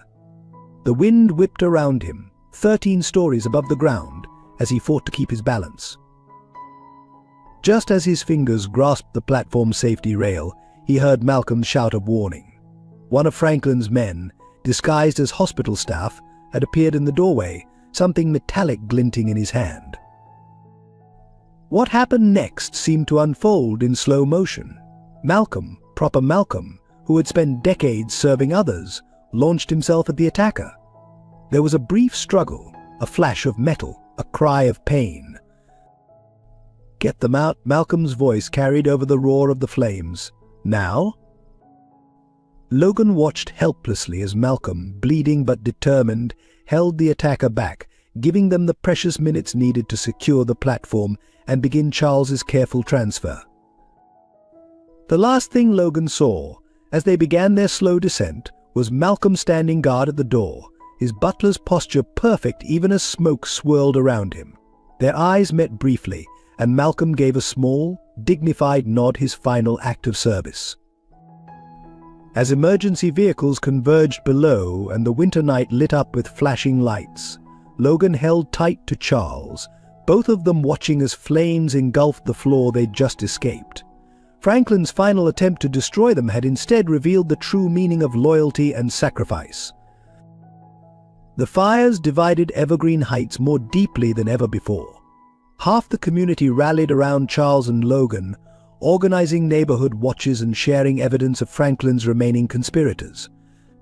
The other half, those with secrets to protect, fought desperately to maintain the old order. We can't let this destroy everything we've built, Hazel argued at an emergency community meeting, her voice shaking. The property values alone. Property values, Zoe interrupted, standing before the gathered crowd. Malcolm just died protecting us from a murderer, and you're worried about property values. The meeting erupted into chaos. Old friends turned on each other as long-buried secrets surfaced. Who had known about Franklin's schemes? Who had profited from the mysterious accidents that had plagued the neighborhood for years? Snow fell heavily outside the community center as accusations flew. Parents pulled their children from the private school when it emerged that the headmaster had helped cover up evidence. The prestigious country club emptied as membership lists revealed connections to Franklin's network. "Don't you see what that boy has done?" someone shouted. "He's destroyed our community." No, Mrs. Chen stood up, her quiet voice cutting through the noise. He exposed the rot that was already here. We destroyed ourselves by choosing comfort over conscience.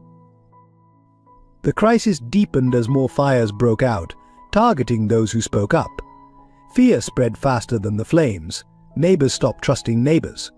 Children were kept home from school. The once pristine streets emptied as people retreated behind locked doors.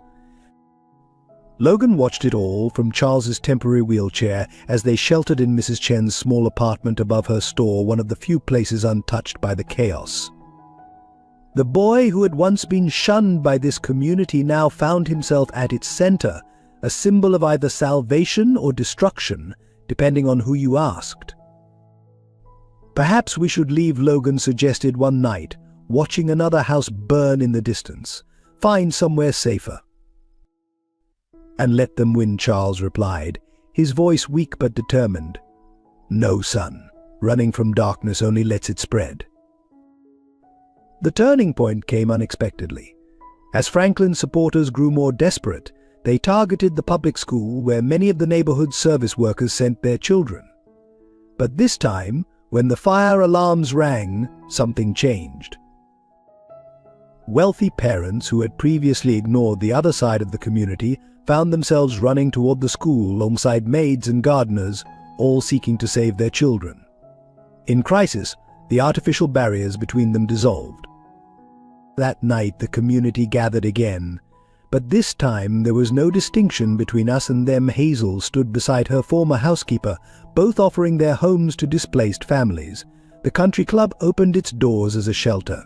Children who had never been allowed to play together shared sandwiches and blankets. "Look around," Zoe said softly to Logan as they watched people helping people, regardless of social status. Sometimes it takes losing everything to remember what really matters. The fires continued, but each new blaze was met with unified resistance. Franklin's network found their usual tactics failing as the community's silence broke. Anonymous tips flooded police hotlines. Security cameras appeared on every corner, donated by those who could afford them to protect those who couldn't. Even as the physical damage mounted, something new emerged from the ashes: a real community, built on truth rather than pretense, strength rather than fear. Malcolm's funeral marked the emotional crescendo of the crisis. The service, held during the worst blizzard of the season, drew an unprecedented crowd. Former servants stood shoulder to shoulder with society matrons, all united in grief for a man whose final act had shattered their preconceptions about class and worth. Logan, still bandaged from the hospital fire, stood at the podium in a suit Malcolm had altered for him just weeks before. His voice trembled as he began to speak. "The last time Malcolm adjusted this suit, he told me something I'll never forget. He said, 'Standing straight isn't about the clothes, young sir. It's about carrying your truth with dignity.'" Charles, in his wheelchair beside Logan, reached for the boy's hand as he continued. "Malcolm spent his life serving others, but in the end, he taught us all what true service means. It's not about knowing your place, it's about knowing what's right and having the courage to stand for it." The gathered crowd wept openly as Logan placed Malcolm's meticulously kept notebook on the coffin, the evidence that had brought down Franklin's empire, finally returning to its keeper. In the back of the church, several of Franklin's former conspirators turned themselves in to the waiting police, broken by the weight of witnessing such raw honesty and sacrifice. After the service, as the blizzard intensified, people found themselves stranded at the church. What could have been a tense situation instead became a moment of profound connection. The kitchen staff, many of whom had worked under Malcolm, began serving tea exactly as he would have done. He would have hated the chaos, one maid smiled through tears, but loved seeing everyone finally acting as equals. The storm forced them all to stay through the night. Children fell asleep on velvet pews, while parents who had never spoken now shared blankets and stories. Hazel Thompson found herself serving soup alongside her former servants. The barriers Malcolm had navigated his entire life dissolved in the face of shared grief and humanity. As midnight approached, Logan found himself alone in the church's small office, looking at his parents' photograph. Charles wheeled in quietly behind him. "I keep thinking," Logan whispered, "about all the people who died because of Franklin's greed. My parents, your family, now Malcolm. When does it stop hurting?" Charles moved beside him, taking the photograph gently. "It doesn't stop hurting, son, but it does stop controlling us. Look out there." On through the frosted window, they could see the main hall where the community had gathered. People from all walks of life were helping each other, sharing resources, caring for one another's children. Malcolm's death brought them together in a way his life never could. Charles continued, "Sometimes the greatest change comes at the highest price." Logan touched the window, his breath creating patterns on the frost. "I wish they were here to see this, all of them." "They are," Charles replied softly, "in you. In every choice you make to stand for what's right, no matter the cost." The church bells tolled midnight as Logan finally let himself cry, not just for Malcolm, but for everyone lost to Franklin's darkness. Charles held him, their shared grief and hope merging with the storm outside. In that moment, as the blizzard raged and the community huddled together, something profound shifted. The old order had died with Malcolm, but from its ashes, something new and genuine was emerging. The revelation came 3 days after Malcolm's funeral, hidden in the last place anyone thought to look his perfectly organized sock drawer. The butler's final gift to the family he'd served was a USB drive, meticulously labeled with his precise handwriting, the whole truth open upon my death. Charles and Logan gathered in the study, snow falling softly outside as they plugged the drive into Charles's computer. What they found left them breathless. "My dearest Mr. Charles," Malcolm's voice emerged from a pre-recorded video, his usual formality softened by obvious emotion.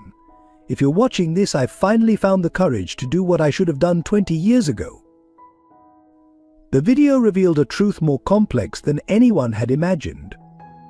Malcolm had been there the night Elizabeth and Sarah died, not as a conspirator, but as a silent witness. He'd seen Franklin tampering with the car, but fear and misplaced loyalty had kept him quiet. "That silence became my prison," Malcolm continued. "Each new crime I witnessed added another bar to my cage. But watching young Master Logan, seeing his unwavering integrity despite everything he'd lost, I finally understood what true loyalty means." The drive contained more than just confessions. There were detailed records of every conversation, every transaction, every subtle threat Franklin had made over 2 decades. But most shocking was the revelation about Logan's parents. The fire that killed the Fosters wasn't just about property. Malcolm's voice cracked slightly. Mrs. Foster was Elizabeth's old college friend. She'd found Elizabeth's hidden diary, which contained evidence of Franklin's first attempts to seize control. He couldn't risk that connection being made. Logan sat frozen as Malcolm explained how Franklin had specifically targeted his family because of this link to the past. Every hardship he'd endured wasn't just random cruelty, it was part of a calculated plan to erase all connections to Elizabeth's legacy. "But Franklin made one crucial mistake," Malcolm continued. "He didn't realize that by bringing you into Charles's life, he was actually fulfilling Elizabeth's last wish. You see, your mother was more than just Elizabeth's friend. She was her chosen guardian for Sarah, should anything happen. In a way, young sir, you were always meant to be part of this family." Charles reached for Logan's hand as Malcolm's final words played. "I protected the wrong secrets for too long. My death, if it has come to that, is a small price to pay for finally choosing the right ones to protect." The video ended, but the revelations continued. Hidden in subfolders were letters Elizabeth had written to Logan's mother, speaking of their shared hopes for their children's futures.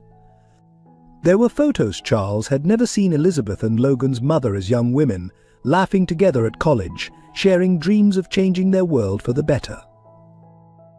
"She would have loved you," Charles whispered, looking at a photo of Elizabeth holding baby Sarah. "Both of them would have." Logan touched the screen where his mother and Elizabeth stood arm in arm. They were trying to make things better, weren't they? Like we are now. "Yes," Charles replied. "And Franklin didn't just kill them, he tried to kill their dream of a more just world. But he failed, because here you are, carrying that dream forward." The snow outside grew heavier as they continued through Malcolm's files. Each revelation added new layers to their understanding, showing how past and present were intricately connected. The butler's final gift wasn't just evidence, it was a bridge between what was lost and what could still be saved. Malcolm knew, Logan said quietly. "He knew all along that bringing me here wasn't just chance, it was justice finding its way home," Charles finished. "Even if it took 20 years and more sacrifice than anyone should have to bear." Franklin's trial became a watershed moment for the community. The courthouse, usually a monument to privileged influence, filled with people from all walks of life as Malcolm's evidence was presented. Logan testified first, standing tall in the suit Malcolm had altered, his voice clear despite the emotion. I used to think justice was impossible for people like me. That money and power would always win. But Malcolm showed us that truth doesn't care about bank accounts or social status. The prosecution presented Malcolm's meticulously organized evidence. Each file, each recording, each carefully noted observation built an irrefutable case. Franklin's composed facade cracked as his empire of lies crumbled around him. But the most damning testimony came from an unexpected source. Hazel Thompson, her usual polish replaced by raw honesty, took the stand. "We were all complicit," she declared, her voice carrying through the hushed courtroom.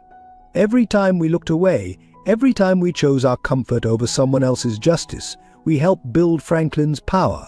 I won't look away anymore." One by one, former conspirators stepped forward. The family doctor admitted to falsifying death certificates. Security guards confessed to destroying evidence. Each testimony revealed how privilege had been weaponized against the vulnerable. Franklin's breakdown, when it came, was spectacular. As the jury delivered their guilty verdict, he launched into a tirade that revealed his true nature. "You fools," he screamed.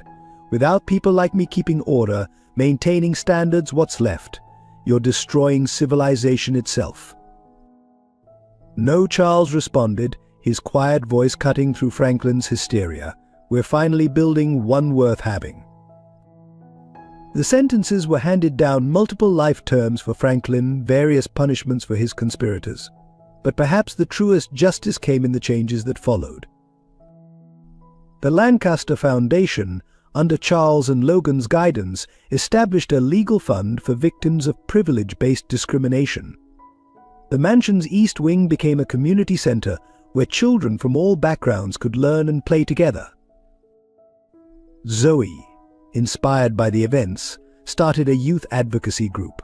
"We can't change the past," she told the first meeting, "but we can make sure the future is different."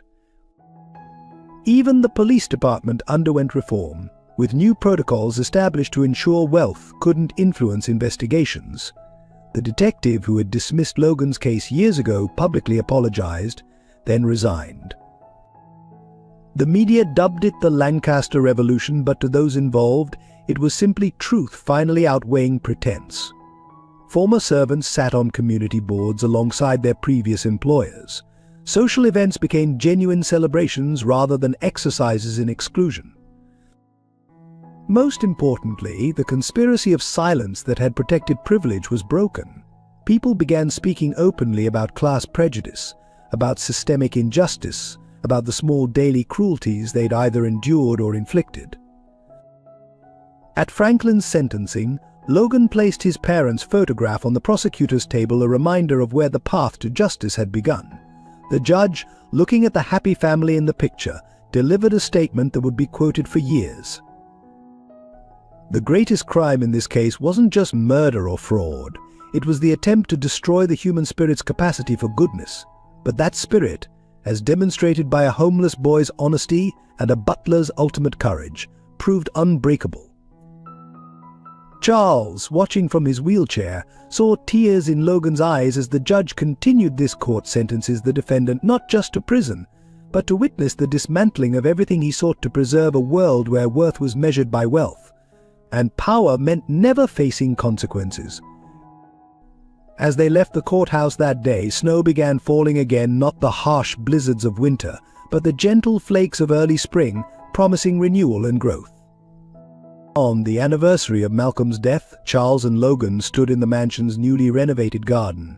A simple granite memorial bore the butler's name, along with the words "He'd lived by dignity serves truth." The garden itself had been transformed. Where once manicured lawns had symbolized exclusivity, now community vegetable plots flourished. Children from all backgrounds tended their plants together, learning about growth and nurture in ways that transcended social barriers. "I've been thinking," Logan said, adjusting the flowers they'd brought, "about what Malcolm said in his video about how some secrets protect the wrong things and others protect the right ones." Charles nodded, understanding in his eyes. And which kind have you been keeping, son? Logan pulled out his parents' photograph, now accompanied by a letter he'd written but never shared. I need to let them go, he said softly. Not forget them, but stop holding so tight to the pain. Together, they read Logan's words. Dear Mom and Dad, I spent so long trying to prove I wasn't what they said I was, a fire starter, a street rat, someone unworthy of love, but I understand now that I never needed to prove anything. You taught me who I am. Every time I choose honesty over advantage, every time I help someone who's hurting, I'm carrying your legacy forward. Malcolm showed me that serving others doesn't mean losing yourself. Charles taught me that family isn't about blood, but about who stands with you when truth demands courage. And Zoe reminded me that friendship doesn't see social barriers. I'm not just your son anymore. I'm Charles's too. And that doesn't dishonor your memory, it fulfills it. You always taught me that love multiplies, it doesn't divide. I'm ready now. Ready to be happy without feeling guilty. Ready to build a future while honoring the past.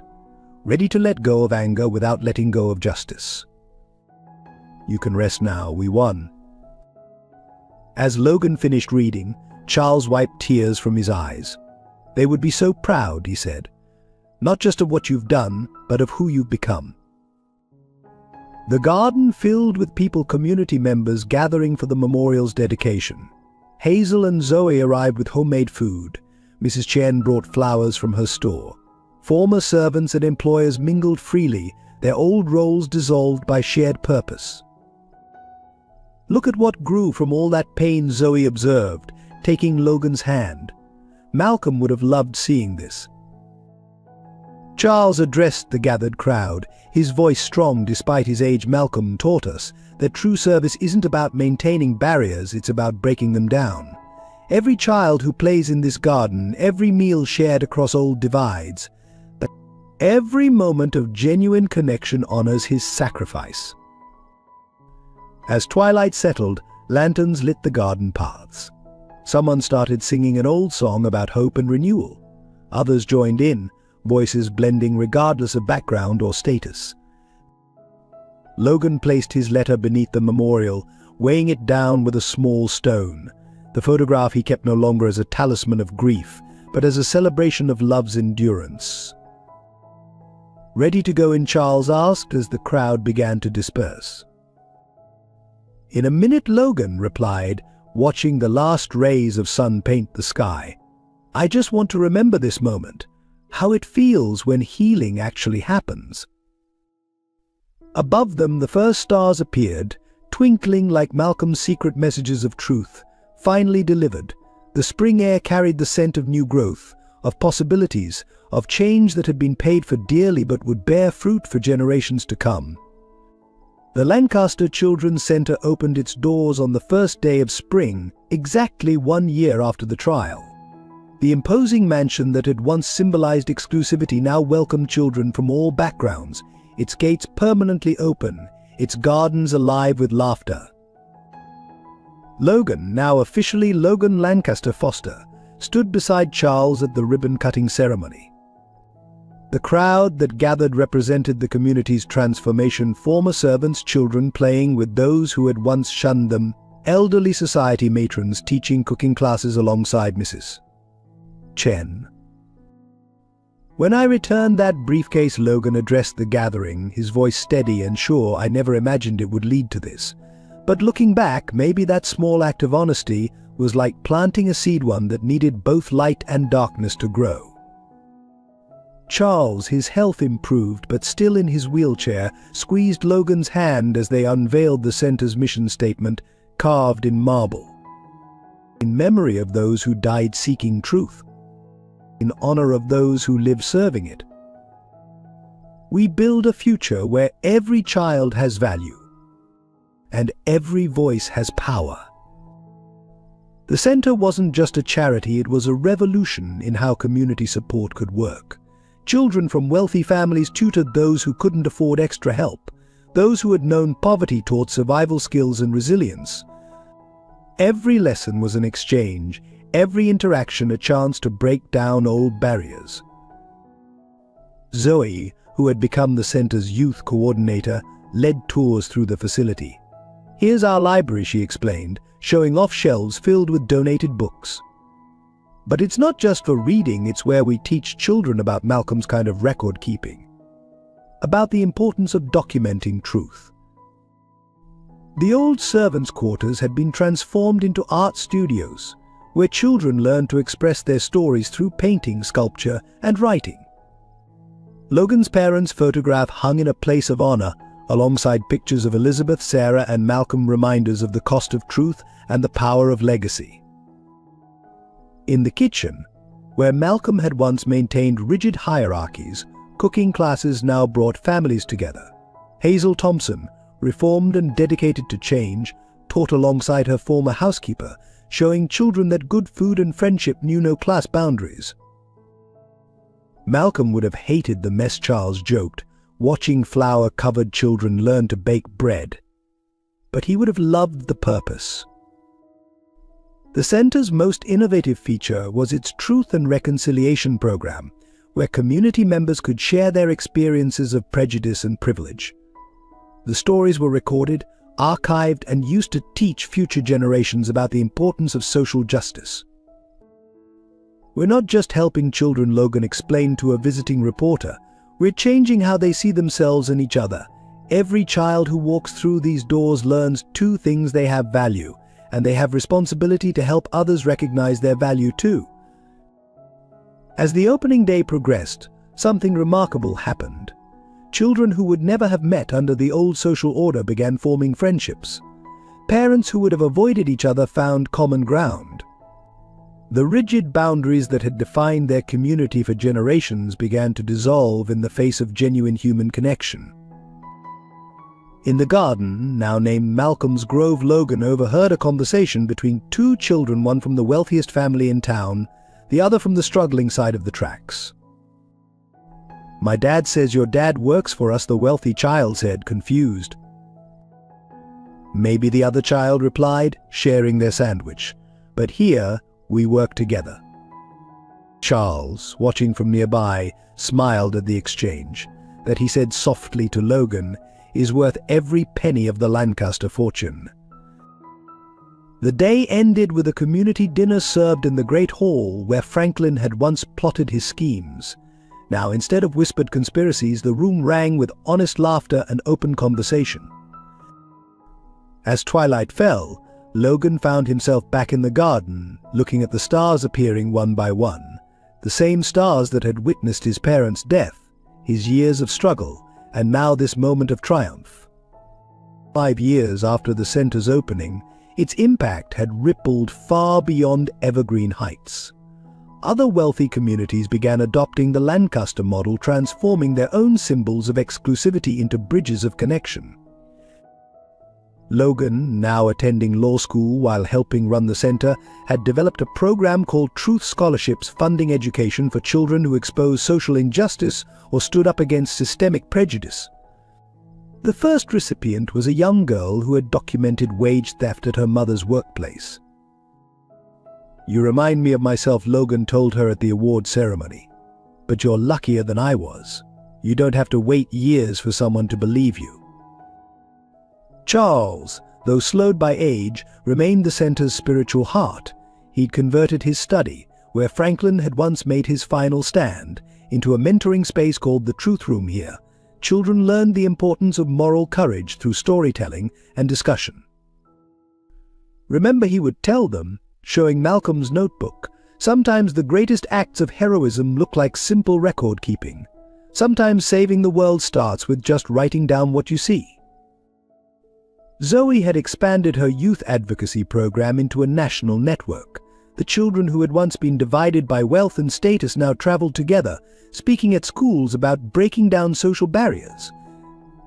Their signature project was called Malcolm's Witnesses, teaching young people to document and challenge injustice in their communities. The mansion itself continued to evolve.